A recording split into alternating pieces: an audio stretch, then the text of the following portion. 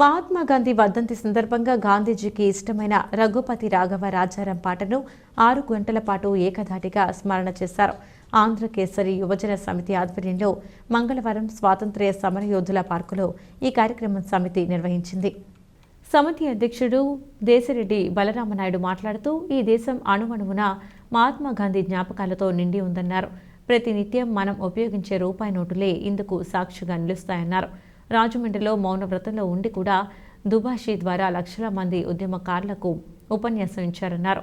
అహింస ద్వారా దేశానికి స్వాతంత్ర్యం తెచ్చిన ఘనత ప్రపంచం మొత్తం మీద భారతదేశానికి దక్కిందని సమితి కార్యదర్శి మాదిరాజు అన్నారు. ఈ కార్యక్రమంలో పలువురు విద్యార్థులు, సమితి వివిధ విభాగాల నాయకులు రఘుపతి రాఘవ గీతం స్వయంగా ఆలపించారు.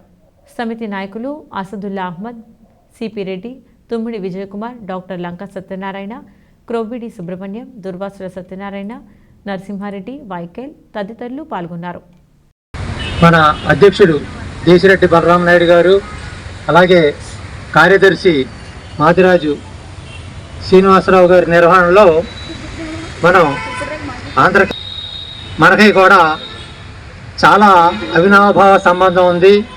ఎందుకంటే దేశంలో చాలా తక్కువ నగరాల్లో ఎక్కువసారి తిరిగిన పట్టణం ఏదైనా ఉందంటే అందులో ఒకటి మన రాజమహేంద్రవరం.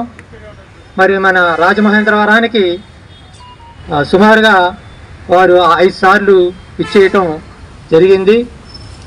మొదటిసారిగా విజయవాడ వెళ్తూ, దాని తర్వాత వారికి వారి సతీమణి కస్తూరిబాయి గారికి మన సీతానగరంలో ఉన్న ఆశ్రమం అంటే చాలా అభిమానం, ప్రేమ ఉండేది. వారు చెప్పిన సత్యం, అహింసా మార్గాల మీద వెళ్తే ఎప్పటికైనా మనం విజయం సాధిస్తామని వారు చెప్పిన సూత్రం.